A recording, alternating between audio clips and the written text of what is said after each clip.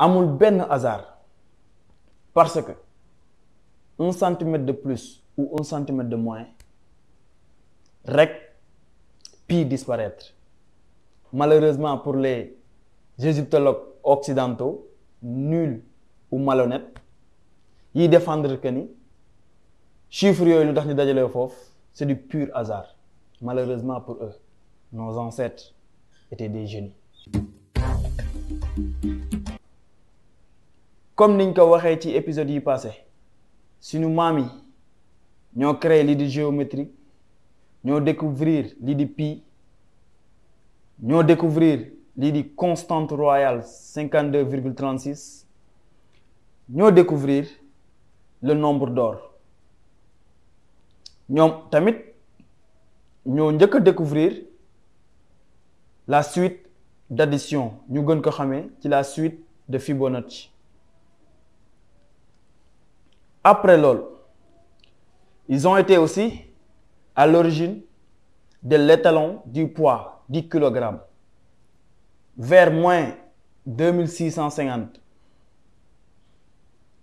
Sunu maam yi après bi ñu découvrir yooyu yëpp dafa am benn scientifique de la cour royale bu Djoser bu ñuy woowee Ibnotep mu nekkoon à la fois philosophe, architecte, médecin, pour ne citer que cela. Mu essayé benn mélange boo xam ni amoon na ndox ak calcaire ak yeneen mu constaté que ni bu mélange boobu woowee day nduru comme xeer boo xam ni dafa naturel mu amélioré mélange boobu noonu tey moo indi ñu tabax ay pyramides. Oui, contrairement à yi ko certains égyptologues di waxee soit ñu nul soit ñu malhonnête ni pyramides yi ay pierres la yu ñu taillé, ce qui est faux te dinañ leen ko démontrer. C'est une théorie boobu selon laquelle les pyramides ont été construites avec des pierres taillées n'est pas du tout crédible et n'est pas du tout scientifique, pour ne pas dire n'est pas du tout raisonnable. Parce que buñ jëlee la grande pyramide de Gizeh rek moom kese il y a 2 800 000 pierres yoo xam ni bi ci gën a tuuti moo ngi toll ci 25 tonnes moyenne bi moo ngi benn pierre 60 tonnes. Léegi ñàkk yenn maanaa gu thèse boobu ñàkk yenn maanaa mooy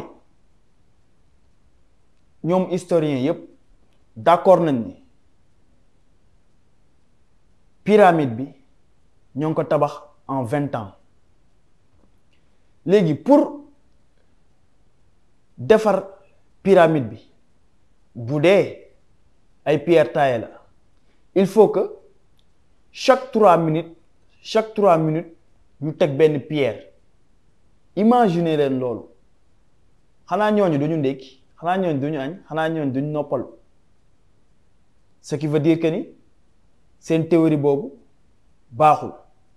Mais loolu sax dafa yomb, des na beneen.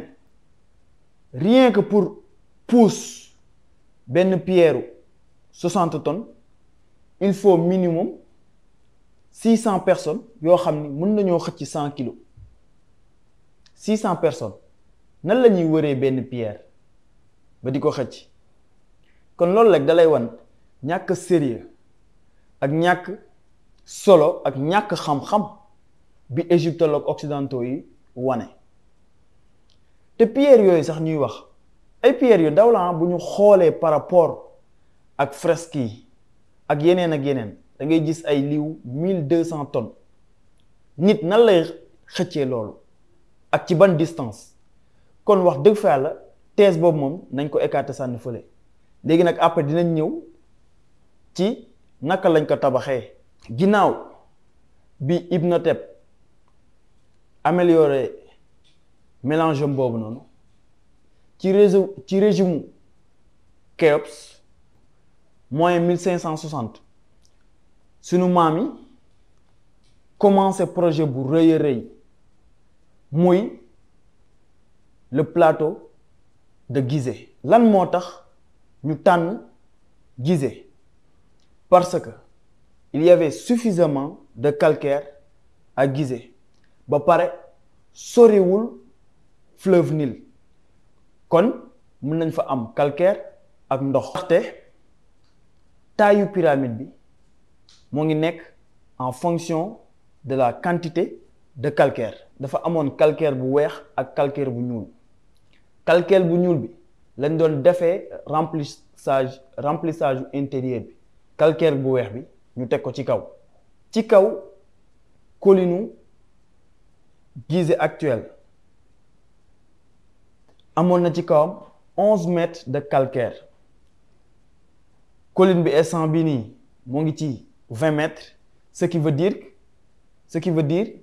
ni temps bi ñuy tabax pyramide il y avait 30 mètres de calcaire ce qui était suffisant pour construire les pyramides muy les 3 différentes pyramides du plateau de Gizeh. Parce que 11 mètres de calcaire représente 7 millions de mètres cubes, ce qui est largement suffisant pour construire les pyramides. Ndaxte la grande pyramide rek 2,6 millions de mètres cubes la, ce qui veut dire que ni Gizeh amoon na largement la capacité bu mën a construire ces pyramides là. Sunu maam yi ils étaient tellement doués que ni avant ñoo defar pyramide bi dañoo defar ay maquettu pyramide bi parce que aussi pour nga tabax pyramide il faut nécessairement un plan te plan boobu noonu dañ koy respecter à la lettre. Pour construire une pyramide il faut choisir aussi la forme de la pyramide. Il faut choisir la forme du triangle de la pyramide. Alors qu'il y a plus de 230 000 formes différentes. Mu am 110 millions de possibilités bu ñu mën a tabaxee pyramide mais ñoom benn lañ ciy choisir. Ak principe yi ñu joto gis ci épisode yi passé yëpp, que ce soit le pi, le nombre d'or, le poids, le mètre, la coudée royale, nos ancêtres vont construire une pyramide avec une base de 400 coudées royales. Boo xam ni pi moo koy diviser, soit 140,12. Ñu multiplier ko par 2, ce qui fait 280,25. moo nekk hauteuru pyramide bu Khéops. Mais li ci ëpp solo mooy apothem divisé par 1/2 base égale 6,618. Vous l'aurez deviné, le nombre d'or. Ainsi chiffre sacré yëpp dañuy réunir ci pyramide bi: pi, mètre, constante royale, nombre d'or. Les 4 constantes universelles. Amul benn hasard parce que 1 centimètre de plus ou 1 centimètre de moins rek pi disparaître. Malheureusement pour les égyptologues occidentaux nuls ou malhonnêtes yi défendre que ni chiffres yooyu lu tax ñu dajale foofu c'est du pur hasard.